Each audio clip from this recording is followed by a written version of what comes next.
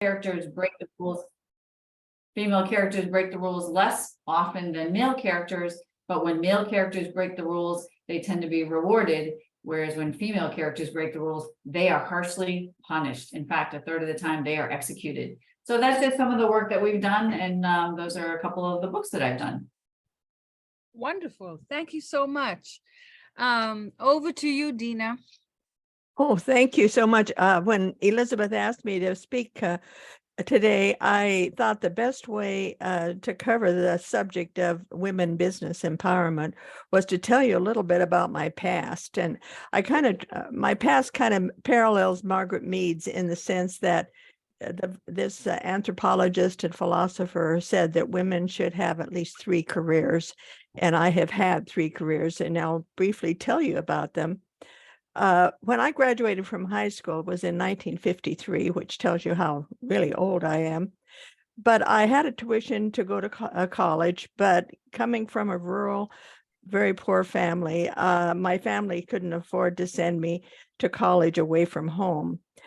And this was an era before student loans and credit cards even. And however, I did get a job in the city babysitting for a cousin while I went to night school at a business school. And it was because of that short-lived experience. I did get a job in my hometown in a sawmill working in their office doing payroll. So that started me on a business career. But the following year, I got married and to a boy that I'd been dating in high school. And he was in the Navy because it was during the Korean War. And anyway, after we were married, 7 years later, I had 3 sons. And my first career was a homemaker and a mother. And actually, I did work during that period of time. Back then, I don't think it even exists anymore. I worked for Kelly Girls, which was a temporary service that they would send you out and do work in offices when people were on vacation, that sort of thing. And I did that until my oldest son was ready for finishing high school and he wanted to go to college, and I wanted to give him the opportunity that I'd never had. So I wanted to go back to work full time, and I answered an ad and got a job with a brand new insurance company in Portland, Oregon that was handling workers' compensation claims. And this was new in Oregon because they had just recently passed a law that allowed private insurance carriers to insure workers' compensation for companies. And anyway, I stayed with the company for 11 years. And during that time, when I started working there, there were only 5 of us. And when I became the manager of the department, there were over 100 different claims staff. And I was pretty busy, as you can imagine. But the company, and my boss was a vice president, and he had a car. And he decided when our company was purchased by a large East Coast company, he quit and I got his job, but I didn't get the vice president title, and nor did I get a car, nor did I, and I was making a whole lot less money than he was. But at any rate, my first assignment was to open up claims offices in other states. So I went to Montana and Colorado and Arizona. It was very busy. And during the early 1980s, if anybody was around during that time, it was a time much like we're faced right now with a recession and a depression, and people were being laid off from their jobs. And unfortunately, in workers' comp, people didn't have jobs to go back to after their injuries, and oftentimes more claims were even filed, which was, people with bad backs could see opportunity to have some extra income, and you can't blame them for that. But as an insurance company, it was really hard, and our company got into some trouble, and my boss, the head of the company in Portland, asked me to do some illegal and unethical things about claims management, and I became a whistleblower. And fortunately, I didn't want to stay with the company any longer that would do that sort of thing. But I was offered a job in Seattle, working for a large corporate 500 company. And they put me in the human resource department, but still managing workers' compensation. And what I did then was that the company was self-insured for all of their insurance benefits. And what we were trying to do is become self-administered so that we no longer needed vendors to handle our claims. So we opened up offices throughout the United States, in the South and in the East Coast and into the Chicago area. And it was my job to oversee that expansion into self-administration. And it got a lot of good recognition and written up in risk management magazines, and really had a lot of really good results. And I was happy in it, but it took its toll on my marriage. And after 40 years of marriage, my marriage was ending. My husband never really could quite adapt to my success in the corporate ladder, so to speak. And so I decided what I'd always been, even when I was in high school and wanted to go to college, I was an avid reader, and I always had a really strong desire to be a writer.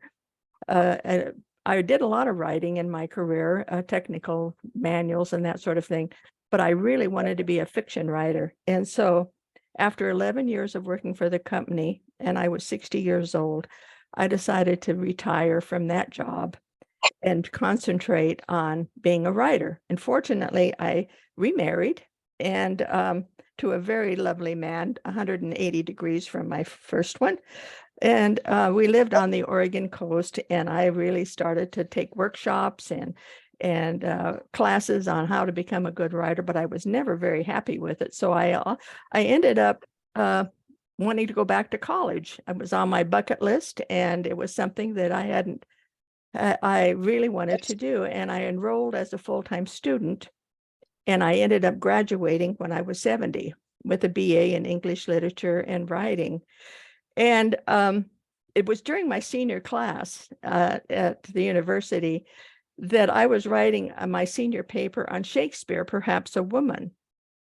And I came to realize that Elizabeth Trentham, who was the second wife of Edward de Vere, the Earl of Oxford, who was considered the most likely candidate to be the sure Shakespeare. It was my feeling that Elizabeth Trentham and Edward de Vere were in collaboration, and they were using the name Shake-Spear as their pseudonym. And after I graduated, I was asked to speak at a Shakespeare Symposium on my theory that Shakespeare was a woman. But that generated my desire to write this book. And it's called Lady of the Play. And it was published about 18 months ago. Oops, hopefully you can see that without it being blurry. Lady of the Play. And it's about Elizabeth Trentham and her life from the research that I did. And I even took some trips to England, and then before I knew it, and I had my book finally written, 10 years had elapsed. And I had Wings Press published it, and it's available on Amazon and wherever books are sold, and on my website, DeenaLindstedt.com. And the book has been awarded the Firebook Book Award, and it's a 5-star book on Amazon. So hopefully you'll take a look at it. Also, because of my insurance experience that I'd had for 25 years, my very first book I wrote was called Deception Cove, and my protagonist is an insurance investigator. And she has quite a past. This is called Deception Cove. And it was, I wanted it to be a series, and people have read the book, said, Deena, this should be a series. Your lead character, her name is Meredith Maxwell, is wonderful. I really want to see sequels to it. So I decided, after I published my Lady of the Play, I decided to write, I revised my first book, and it was republished in May of this year, or last year rather. And what it's about is that she's an insurance investigator, and she follows clues to the North Coast, which is where I lived with my new husband. And here she runs afoul of not only a handsome bachelor sheriff, but whose name is Steve Lowry, and the FBI, but she's in the crosshairs of a killer when she gets lost in the forest of the coastal range here in Oregon. And it's absolutely beautiful scenery, and I try to describe it. And it makes a perfect setting for a mystery. And right now I'm writing the sequel to this book, and I've titled it Betrayal Bay, and it takes place on a yacht in San Francisco Bay. I'm nearly finished my first draft with this, and I expect to have it published by the end of the year. And according to my notes, I'm supposed to hold up both books, but I'm not so sure you can see them very well. But at any rate, those are both my books. They're available on my website, and actually almost anywhere you want to order a book, you can find it. Oh, Elizabeth has it holding up too. Thank you.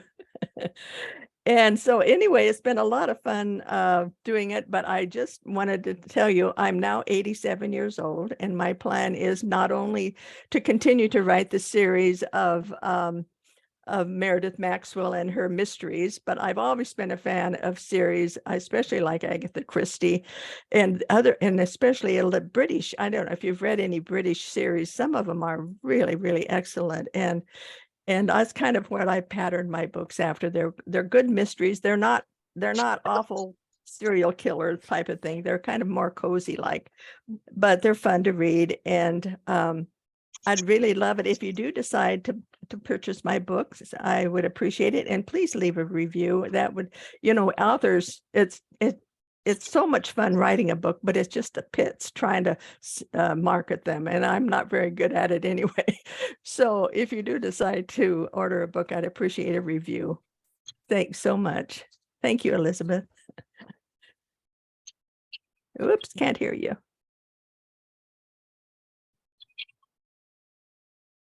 You're on mute. Oh, okay. Thank you. Thank you for being a sponsor for today. And thank you, Dr. Dietrich. I don't know if she's already left, for sponsoring this segment with our authors. We couldn't do anything without our sponsors. And I absolutely love this book. So my book is full of markings and yellow and notes. But this is just a fabulous book. Get it, and it'll give you a whole new insight to Elizabeth Trentham. So this is really good research, Deena. Thank you, thank you, thank you. Thank you. So I'm going to bring Elizabeth. She's been on with us all day today, and I need to get her on next. Hang with me, and then I'll bring Lynn, then Stacy, and then Delanda. So please bear with us. We are running late today, as always. We have so many people, and we love to talk. So Elizabeth, could you start your video? Let me see, where are you? Let me stop recording. You're watching Brightside Global Trade. Don't forget to subscribe. You all buy these books so that these authors will come back to our show, and make sure you write a comment, do a review. You know what to do. We love you. Thank you for subscribing and watching these videos.